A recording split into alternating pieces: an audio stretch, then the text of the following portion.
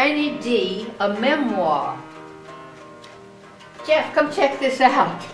Oh, subtitle, You're Never Too Old to Raise a Little Hell, My Kind of Woman. Look, there's more. Let's see, in February of 2000, 90-year-old Dorris Granny D. Haddock completed her 3,200-mile walk from Los Angeles to Washington, D.C. to bring attention to campaign finance reform. That is impressive. Yes, it is. But you know, she says if you ask people if they favor campaign finance reform, they're not quite sure. But if you ask them, is too much money being spent in campaigns? They say, yes, it is, and I think it's awful. And you know what I think?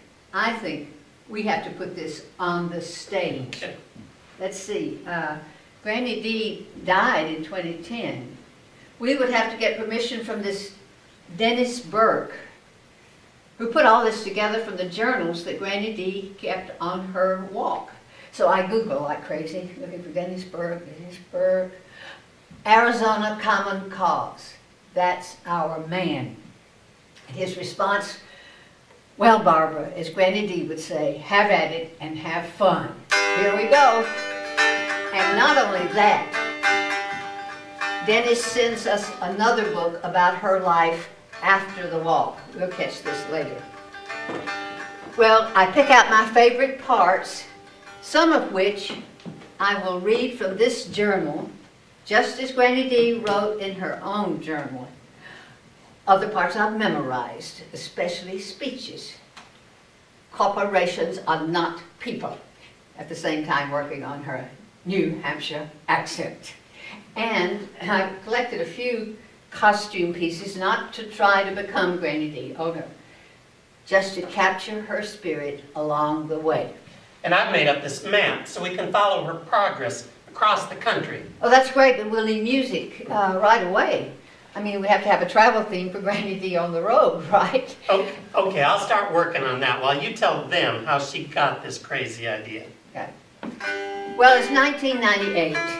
She and her son Jim are driving to Florida when he turns to her and he says, Mother, what are you thinking about?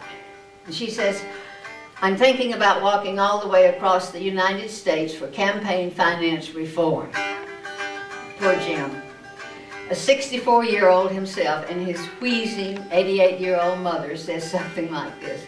Oh boy, he says, and keeps driving. That sounds good. She's got to work for the law. Yeah. It seems that on this long drive, she is remembering that meeting of her women's study group, the Tuesday Morning Academy, where she had lamented, it looks like you can't be elected to office anymore without $1 million. And her friend said, well, Granny, Dorris, what are you planning to do about it? And she said she felt for the first time in her life that congressmen were no longer concerned about the needs of citizens who were major campaign donors. Petitions were not enough. She said she felt really for the first time in her life politically powerless. And besides, her husband had died just a few years back, and she thought, how better to spend her remaining years? And at this point, her son Jim speaks up and says that he will help her with her adventure if she will go into training and prove that she can walk 10 miles a day with a 25-pound backpack, sleep on the ground in a sleeping bag, and thumb her way back home if she decides to quit. In 6 months, she is ready, and he books her flight to L.A. And L.A. was a good warm-up for what was to come, because there she was met by Ken Heckler, the West Virginia Secretary of State, who was also a former speechwriter for Harry Truman. Yes, Ken had just tuned into one of her radio interviews, and well, he just decided to pack up his old kit bag and join her. Besides, his beautiful West Virginia mountains were being ravaged by strip mining coal companies under the protection of corrupt politicians. Well, these two old codgers walked through LA together like 20-year-olds, even though the reflections in the store windows showed something quite different. Forget those, she says.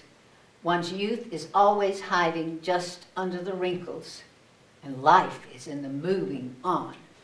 And her first journal entry shows them moving on into California's Mojave Desert. Yes, from her journal, in her own words. The first day of the new year, 1999, and she writes, I guess my real story begins in this desert. Not to mimic the great spiritual stories that begin there, no. Sometimes with the urge to just walk into that desert and be done with it. Other times with the urge to have some ice cream with chocolate sauce.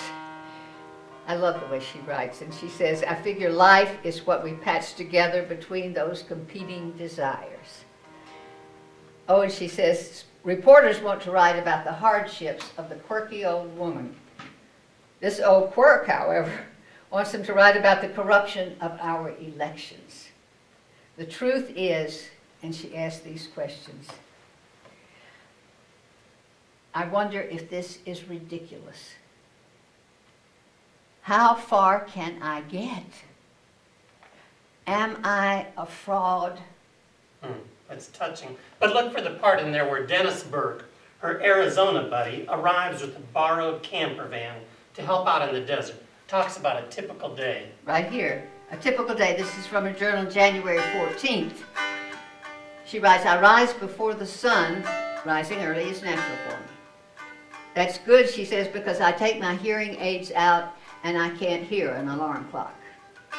Have a bowl of cereal, bathe quickly, bandage up my toes, and put on my steel corset back support. Enough journal. I'll get this hat and vest, and I shall take up as Granny D. Pick up where I left off the previous day for my 10 miles for today. In the dust ahead, I see Dennis's old van, now my overnight camper and oasis for water. After mile number 8 each day, I go there for a cold drink and a quick nap before my final 2 miles. This old body is never the same day to day. Some newly sore toe, some pinching or rubbing somewhere, the ache du jour. After age 40, it's always something. After 85, it's always nearly everything. But better to die out here in meaningful pursuit than back home sitting in my old chair. I say this to myself 1,000 times a day. Sometimes I wear a bandana over my nose to keep out the blowing dust and sand. I look like Jesse James, feel about as mean. But finally, through all of the dust and sand, I see the mountains of Arizona.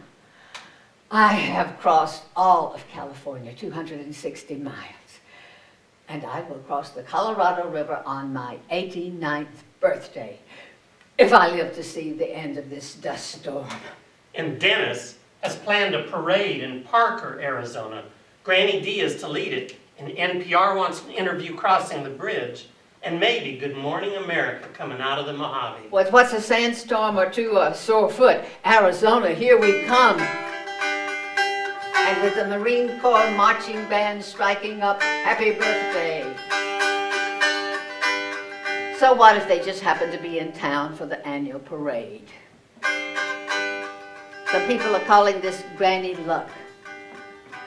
But she writes in her journal, I think that such things come from paying close attention to everything around you. And of course, when you fully dedicate yourself to a good mission, the floodgates of heaven open up for you. And this makes me think of one of my heroes, Joseph Campbell, and Following Your Bliss. And you know, Granny D found her bliss early, as a child. And I bet she's having that childhood memory as she walks along. Please, some patriotic music for her childhood memory. It's Laconia, New Hampshire. World War I has ended. There's an Armistice Day ceremony in the local cemetery. I am an 8-year-old standing beside my mother in the crowd. We're all listening to an old gentleman struggling to recite from his weather-beaten memory the Gettysburg Address with some prompts from the patient crowd, as in, 7 years ago, our fathers brought forth on this continent A new nation. oh, yeah, a new nation, yes, a new nation. A new nation conceived in liberty and dedicated to the proposition that All men. that all men are created equal. Yes. Approaching the end, he draws a complete blank. And my mother, knowing that I had memorized that speech from the back of our dictionary, well, my father was a Lincoln Republican. She offers me up to stand beside him, where I hold his hand and finish it. That we here highly resolve that these dead shall not have died in vain, that this nation under God shall have a new birth of freedom, and that government of the people, by the people, and for the people shall not perish from the earth. And with that thrill of participation, my young sights were set. And you know something? I sort of identify with that because when I was 8, my mother had me taking something called expression from a neighbor lady named Willadine Brumbach. And she had me express something at a Rotary Club luncheon. I remember only the punchline. So I will always tell the truth, just like doctors and preachers and lawyers. Yes. Oh, and she also toured with one-woman shows, mostly to League of Women Voters luncheons. Well, all that's interesting, but we better get back to the walk, right? Yes, the walk. Well, after my Good Morning America interview, I walk out on my balcony and wave to a group of people standing below. Start to make a few remarks and wonder why they look so confused. They're waiting for the bus for their golf outing. But it was in Salome, Arizona, that Granny D was admitted to the hospital with pneumonia. Yes, and where the hospital staff was quite impressed with my mission. One of the student nurses was holding forth on poverty in America, connecting it with corruption in politics. So even on the hospital ward, it was clearly seen that all reform roads lead to election reform. But Dennis said what she'd already done was remarkable. Now someone else could finish the walk. My breath was short, but not so short I couldn't bark at him for even having such a thought.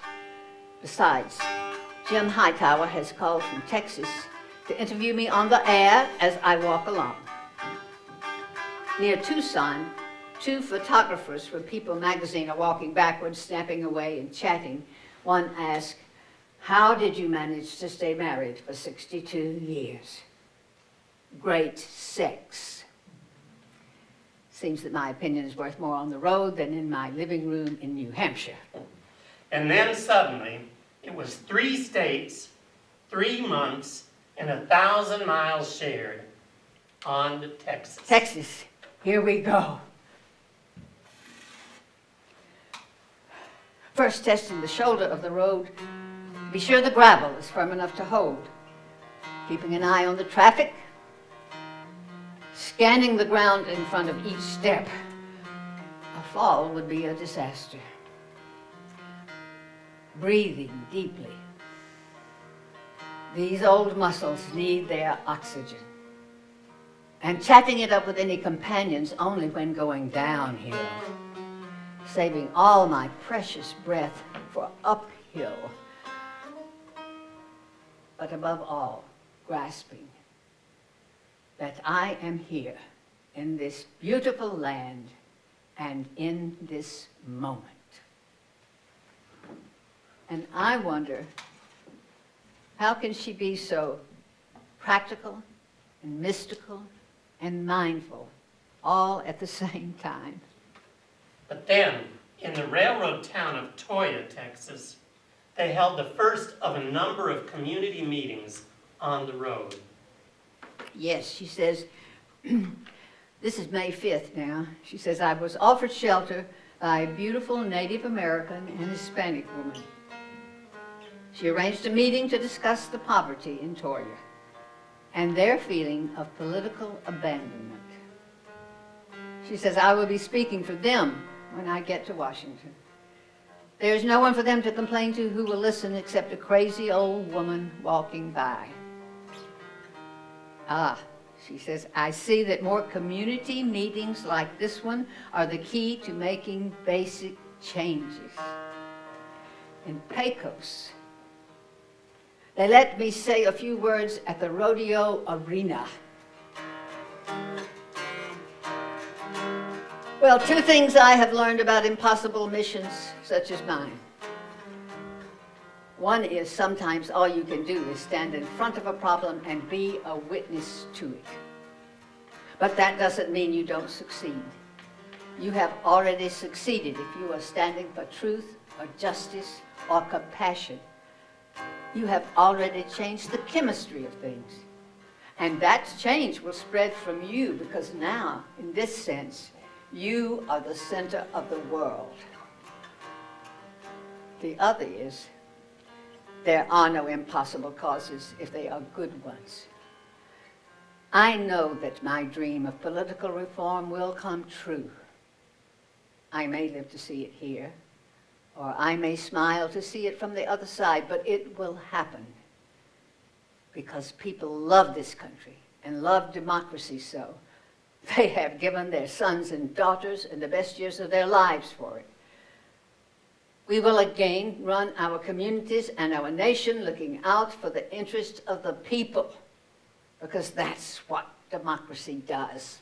I learned this from my Texas hostess. It's how to get passing truckers to honk. And truckers stopped in Monahans, Texas all day long to give Granny D hugs and to talk reform. Yes, and there was something about the town judge in Monahan. Oh, yes. The town judge had put together a reception, and everyone in town turned out for Granny D Day by court order. In Midland, they asked me to throw out the first ball at the ball game the next day. I felt I just needed some pointers and some practice.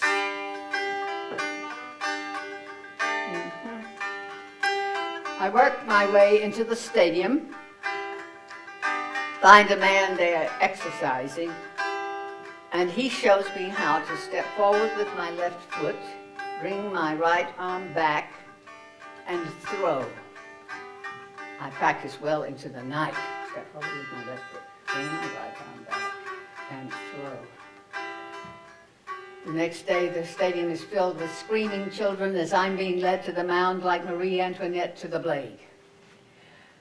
I nod at the catcher, and he nods back, as if we've been doing this for years.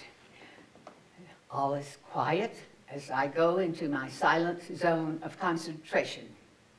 I step forward with my left foot, bring my right arm back, and throw the ball sailing over home plate, and thanks to the absence of a batter, right into the catcher's mitt.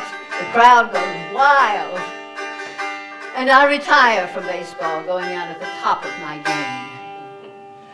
But then, the walking trail to Fort Worth got crowded with ABC, NBC, Diane Rehm, and more. This is June 30th, and she writes, some of the late night shows were making wisecracks.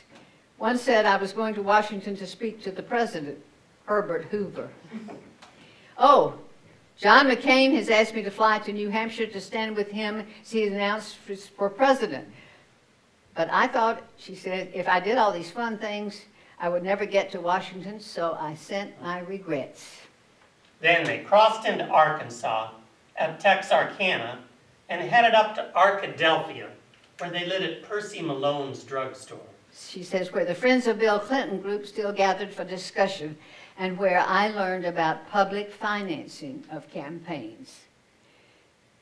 The campaign receives advertising money from the state election fund. Here it is. Special interest contributors are out of the picture. And it seems she suddenly realized this is why it had passed in conservative Arizona as well as liberal Massachusetts. And she becomes an advocate for public financing of campaigns. But then they headed up to Memphis, where they paused to remember Dr. Martin Luther King. In Memphis, I spoke at the motel, now a museum, where Dr. King was killed. In Little Rock, I had spoken at the First Missionary Baptist Church where he had preached. I felt like a white bread sandwich at a parish banquet.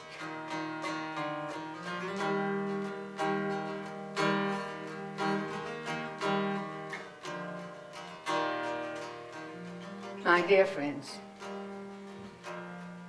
it is indeed an honor to stand and speak where Dr. Martin Luther King Jr. himself once stood and spoke.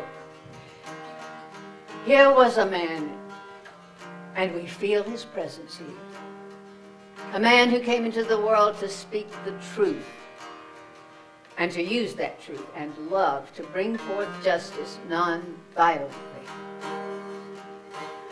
From Dr. King's work came good changes.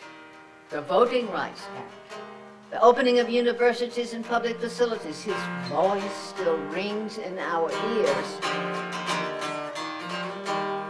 We hear you, Dr. King. And the truth was this, and it remains this, that we are brothers and sisters together in the struggle against injustice. But our leaders today are passing laws that segregate the people into rich communities and ghettos of despair, that provide jails instead of schools, shelters instead of decent housing, toxic pollution instead of healthy environments. They do this to favor the wealthy elite who keep them in power through campaign contributions. This is no democracy. There can never be true equality or justice so long as only the rich and privileged sit in the room of power, making rules for those outside the rooms. The essence of self-government in a free land is this. If I tell you what my children need, you will help me provide for them. If you tell me what yours need, I will do the same. The trick is to get us all in the room. Rich and poor together, we shall not be moved. Rich and poor together, we shall not be moved. From this day forward, the civil rights movement and the election reform movement must join hands to sing a song of democracy together.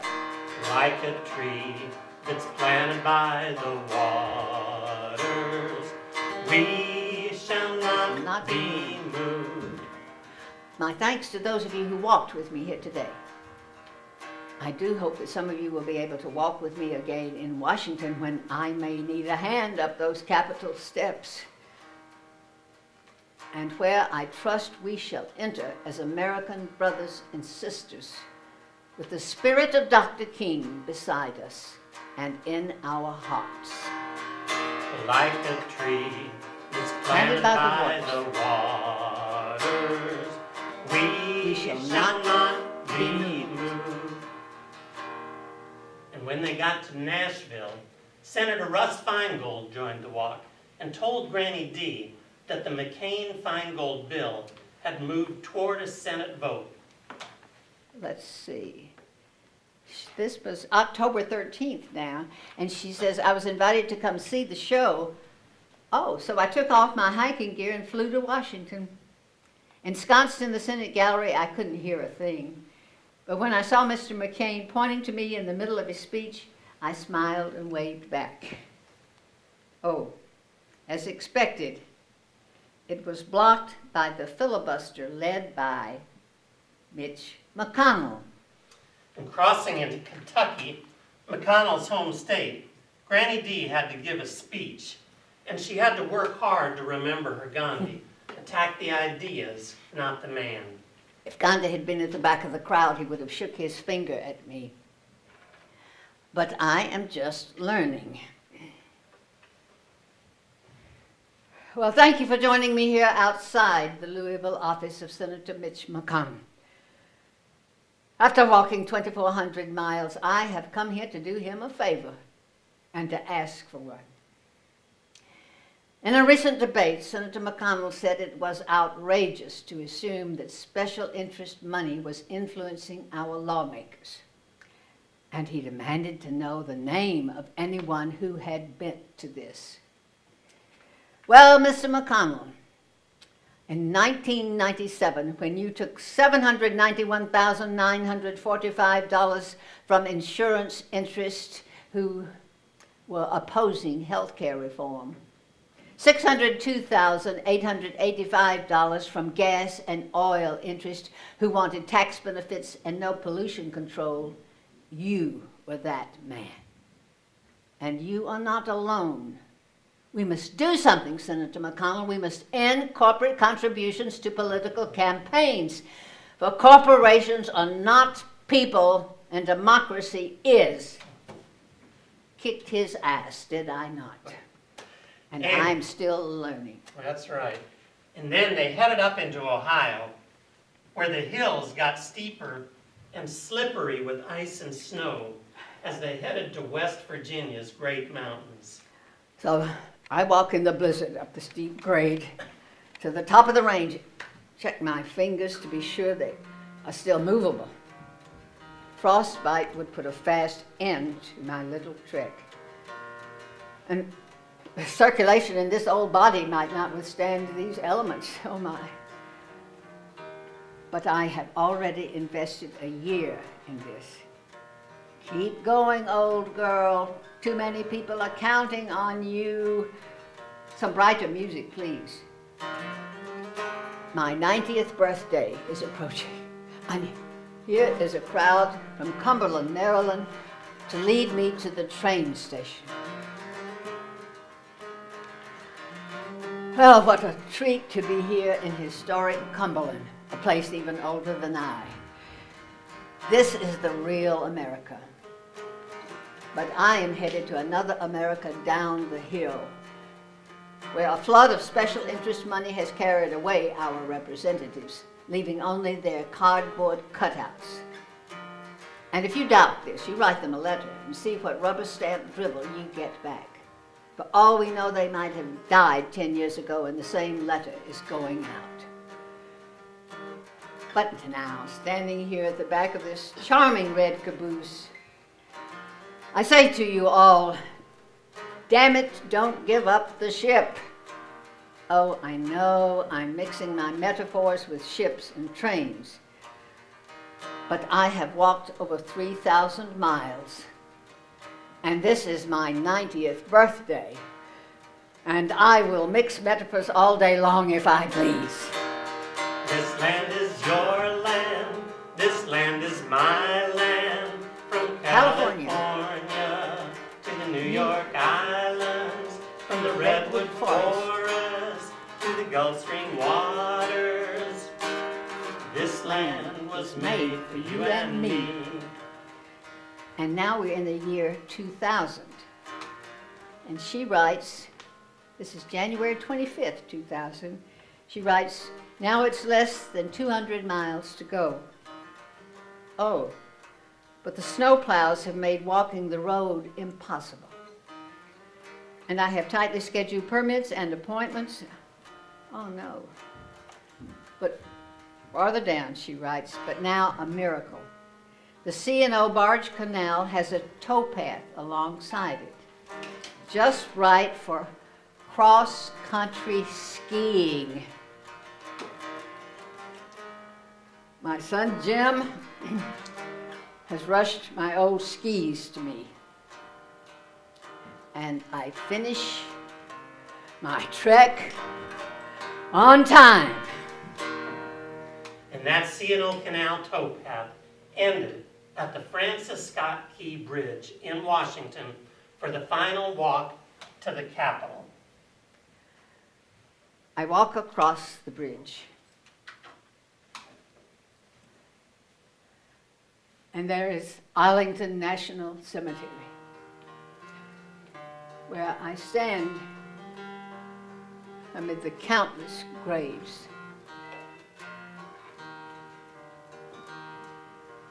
O brave spirits, did you not give your lives for a country where we might stand together as free and equal citizens, and not for one where laws can be sold to the highest bidder? We hear your answers in the wind, a wind that must blow through the columns of the very Capitol itself. This is the day. Tuesday morning, February 29th, 2000, I arrive on the sidewalk outside Arlington. The news trucks are there from the network morning shows, and I give my last Happy Talk interviews. Now it is on to the Capitol. I look around and a large crowd is gathered, waving banners. New batches appearing each time the subway stops. Then larger clusters, and now a steady stream. There's Jim Hightower in his white cowboy hat. And over there, that's Senator Carl Levin. Friends from Texas, Arkansas, Kentucky, the League of Women Voters, women in wheelchairs from nursing homes. It's like I hope heaven might be meeting all our old friends again. Now, some 2,200 people are gathered, and we march triple file to the Lincoln Memorial.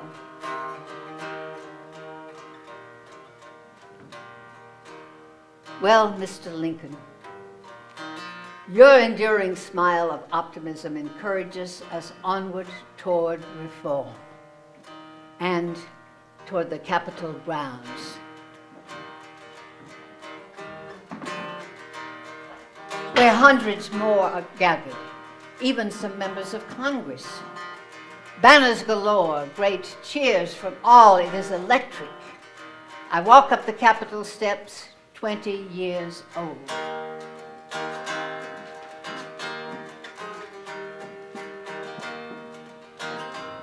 Before the days of the civil rights movement, a senator might have said, these thousands of oppressed people are happy with their condition.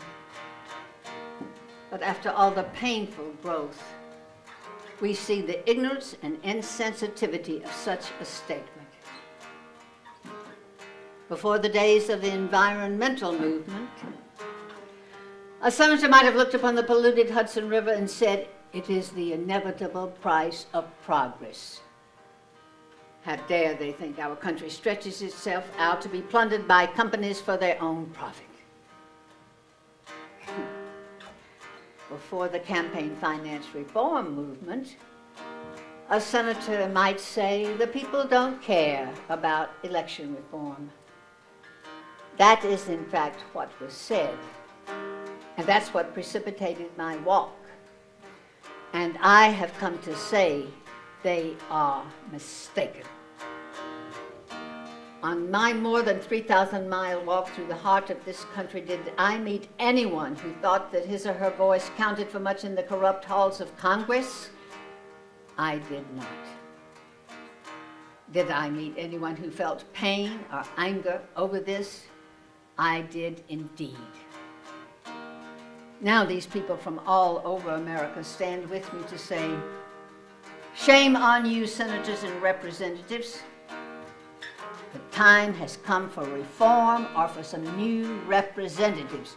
You tell us which it will be, and we will go and vote.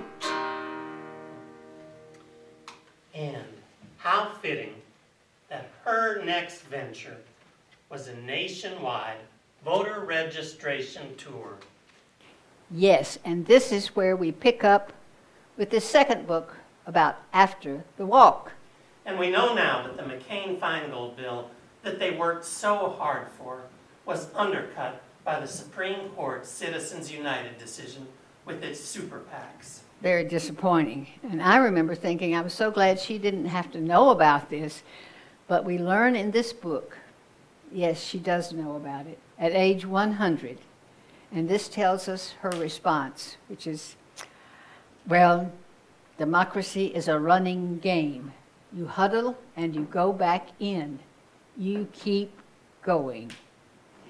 And in 2003, in one of those huddles in her living room in New Hampshire, Dennis points out how few working women are registered to vote. Well, they will just go on the road, and Granny D will take over the jobs of these women long enough for them to go and register. So they got in that old van they had out in the desert and headed all around the country, hitting underrepresented groups nationwide, both Democrat and Republican, many of them who had not seen their elected officials since the last election. Yes, and they hit college campuses too. Oh, and we love learning in this book that she had a rap routine that she used for college students.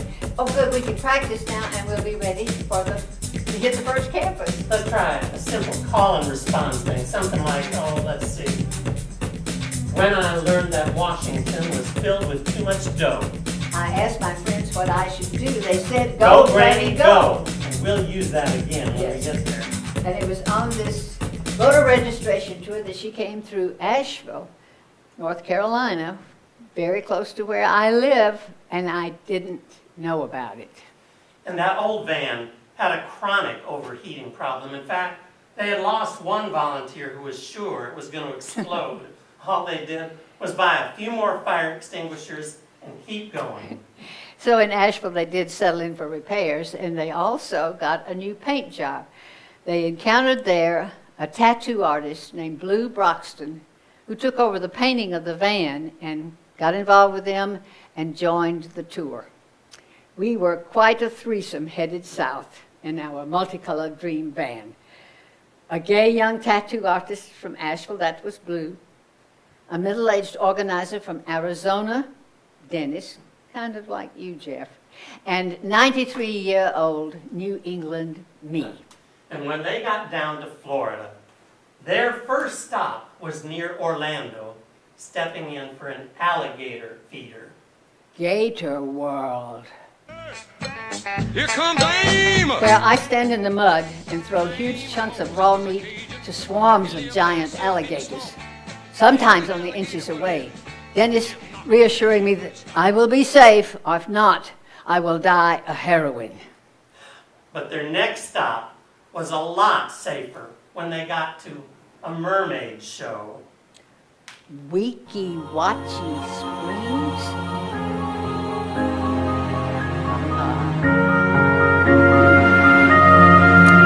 Where they fit me in the shimmering blue-green mermaid skin to sit in front of the performance window, registering another mermaid to vote. Behind us, the water is filled with gorgeous mermaids in the first ever underwater voter registration event. You can be sure the TV crews are there for that. Oh, the University of South Florida, the rap. Get to use it again here. You want to be a hero, let's change the status quo. Shout my slogan loud and clear. Go, Granny, go. Next. An African-American man selling boiled peanuts by the side of the road says, "You should be working the churches."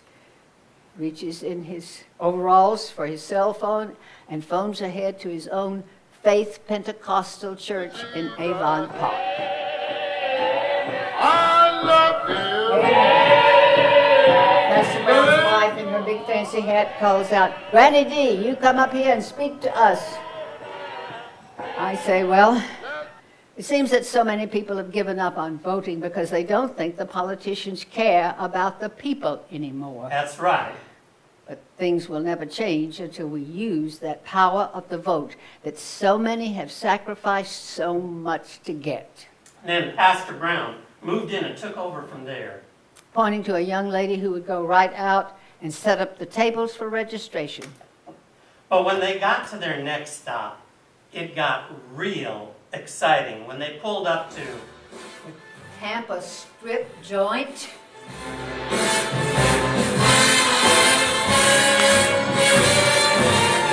Well, they are working women, are they not? It is quite the show. But I get signatures and these forms to be sent to the other clubs. Oh, and they give me a club t-shirt saying that I will never wear it. I wear it the next morning for a live interview. And when they got across over to Daytona, it just happened to be Daytona Bike Week, with hundreds of thousands of bikers there, and their voter registration forms, they were completely ignored. You'd have thought they were asking them to sign up for mandatory helmet laws. So, they put me in a biker-type t-shirt.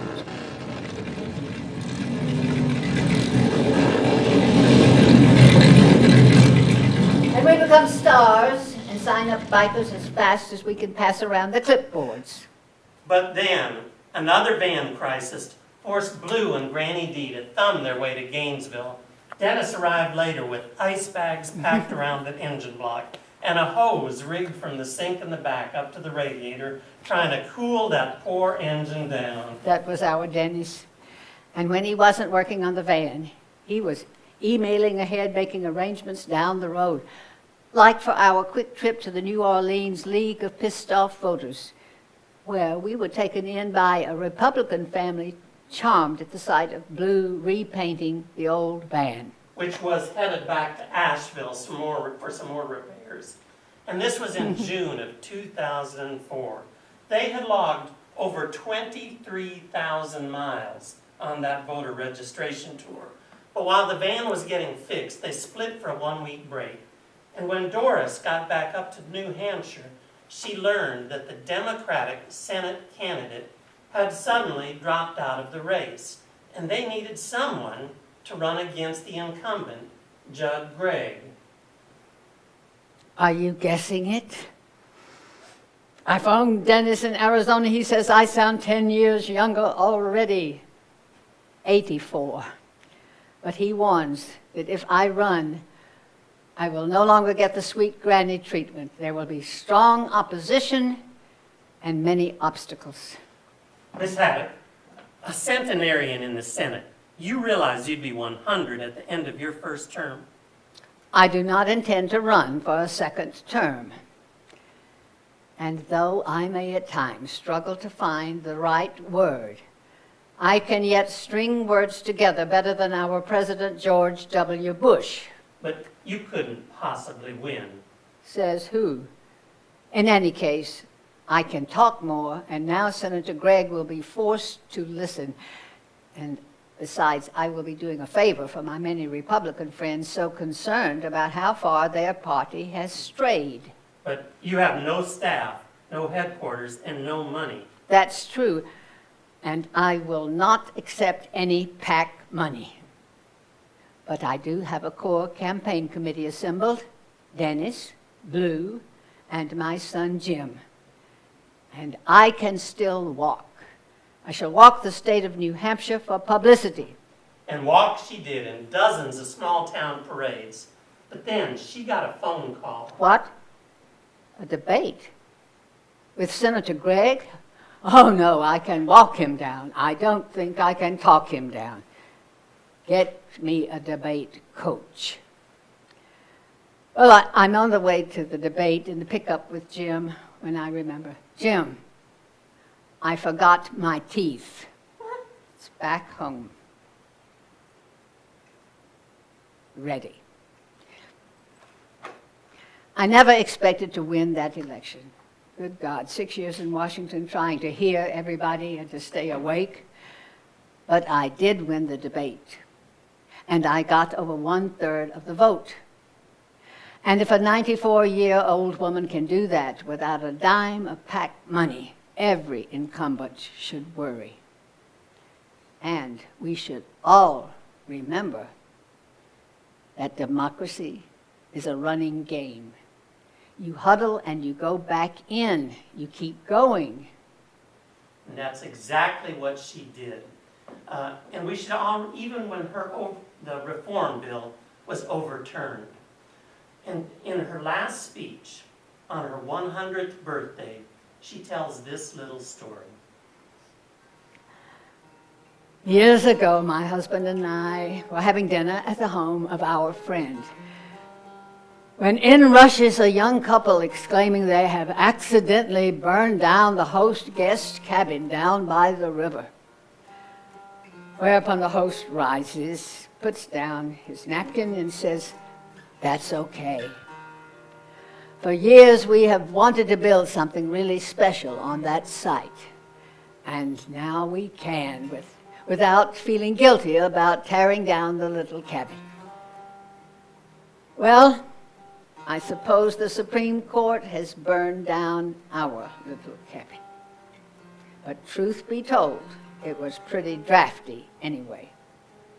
Now we have the opportunity to start clean and build a whole new system of reforms. It is never ever too late to decide what needs to be done and to start doing it. I was nearly 90 when I started in earnest, remember? And I still say that my dream of political reform will come true because you people love this country and love democracy so. We will again run our communities and our nation looking out for the interest of the people, because that's what a democracy does.